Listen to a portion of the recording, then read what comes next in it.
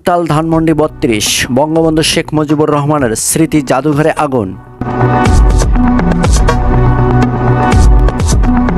বুধবার ৫ই ফেব্রুয়ারি সন্ধ্যার পর থেকেই ধানমন্ডি ৩২ নম্বরে বঙ্গবন্ধুর বাসার সামনে এসে জড়ো হতে শুরু করেন ছাত্র জনতা।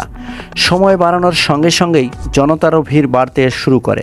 তবে এর আগে মঙ্গলবার রাতে জুলাই গণ অভ্যুত্থানে বৈষম্যবিরোধী ছাত্র আন্দোলনের তোপের মুখে বাংলাদেশ থেকে পালিয়ে ভারতে অবস্থান নেওয়া স্বৈরশাসক শেখ হাসিনা ভারতে বসে বাংলাদেশের বর্তমান সাময়িক অবস্থান নিয়ে ভার্চুয়ালি এক অধিবেশন কথা বলবেন বলে নিষিদ্ধ সংগঠন ছাত্রলীগের ভেরিফাইড ফেসবুক পেজের এক পোস্টে জানানো হয়। এরই প্রতিবাদে ধানমন্ডি ৩২ অভিমুখে বুলডোজার মিছিল ও লং মার্চ টু ঢাকা কর্মসূচির ডাক দেন ২৪শে গণ অভ্যুত্থানের বৈষম্যবিরোধী ছাত্র জনতা। এবং এর পাশাপাশি ধানমন্ডির ৩২ নম্বরের বঙ্গবন্ধু শেখ মুজিবুর রহমানের স্মৃতি জাদুঘরের বাড়িটি গুড়িয়ে দেওয়ার হুঁশিয়ারি দিয়ে ফেসবুকে একাধিক পোস্ট করেন ইনকিলাব মঞ্চের আহ্বায়ক ও জাতীয় নাগরিক কমিটির সদস্য শরীফ ওসমান হাদি। এবং একই সাথে বুধবার সন্ধ্যা ৭টার দিকে ২৪শে গণ অভ্যুত্থানে বৈষম্য বিরোধী ছাত্র আন্দোলনের অন্যতম আহ্বায়ক হাসনাত আবদুল্লাহ তার ভেরিফাইড ফেসবুক পেজের এক পোস্টে লেখেন, আজ রাতে বাংলাদেশ ফ্যাসিবাদের তীর্থভূমি মুক্ত হবে। ঠিক এর পরপরেই বঙ্গবন্ধু শেখ মুজিবুর রহমানের বাড়ির সামনে জড়ো হতে শুরু করেন হাজার হাজার বিক্ষুব্ধ ছাত্র জনতা। এক পর্যায়ে উপস্থিত ছাত্র জনতা গেট ভেঙে বাড়ির ভিতরে ঢুকে অগ্নিসংযোগ ও ভাঙচুর চালায়। এক পর্যায়ে রাত ৭টার দিকে সরেজমিনে দেখা যায় ধানমন্ডি ৩২ নম্বরে ব্যাপক ভাঙচুর চালানো হচ্ছে, জ্বলছে আগুন, অনেকেই দিচ্ছে মুহুর্মুহু স্লোগান। পুরো বিল্ডিংটির অবকাঠামোই ভেঙে ফেলা হচ্ছে এবং সেখানে উপস্থিত ছাত্র জনতারা দাবি করছেন যারা ছাত্র হত্যার সঙ্গে জড়িত ছিল সেই সব ফ্যাসিবাদীদের কোনো চিহ্ন বাংলাদেশের মাটিতে রাখতে চায় না। এবং একই সাথে তারা এই অন্তর্বর্তী সরকারের কাছে দাবি করেন অবিলম্বে শেখ হাসিনাকে দেশে ফেরত এনে তার শাস্তির ব্যবস্থা করতে হবে। এবং একই সাথে বুধবার রাত 11:15টার দিকে আওয়ামী লীগ সভাপতি ও স্বৈরাচার শেখ হাসিনার বাসভবন সুধা সদনে আগুন দিয়েছেন উত্তেজিত উপস্থিত ছাত্র জনতা।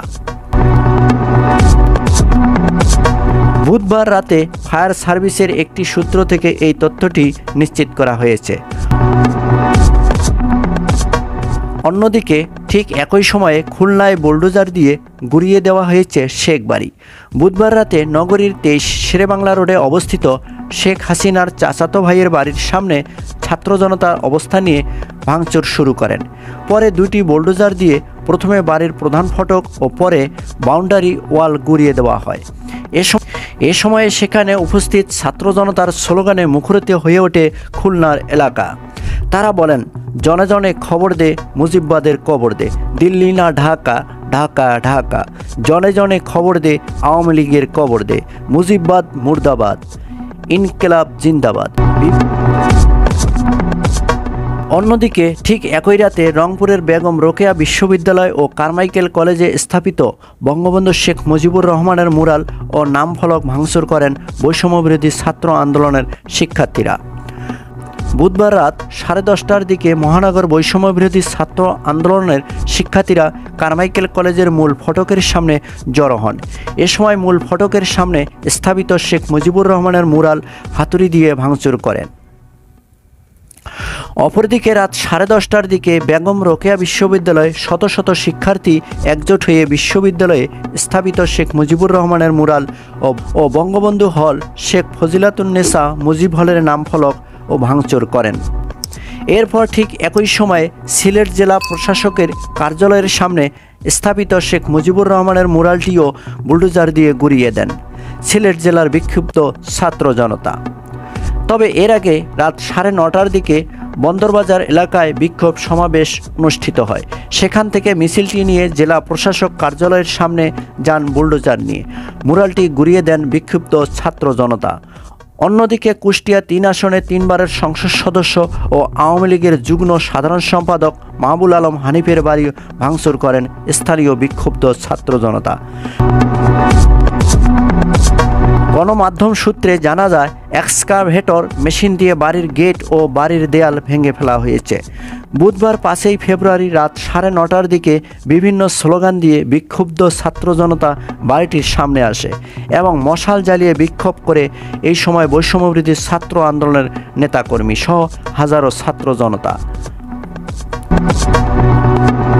উপস্থিত। ছাত্র জনতা সেখানে মশাল জ্বালিয়ে বিভিন্ন স্লোগান দিতে শুরু করে এবং মেশিন দিয়ে গেট ভাঙতে দেখা যায়। এ সময় আইন শৃঙ্খলা রক্ষাকারী বাহিনীর সদস্যদের কোনো উপস্থিতি লক্ষ্য করা যায়নি সেখানে।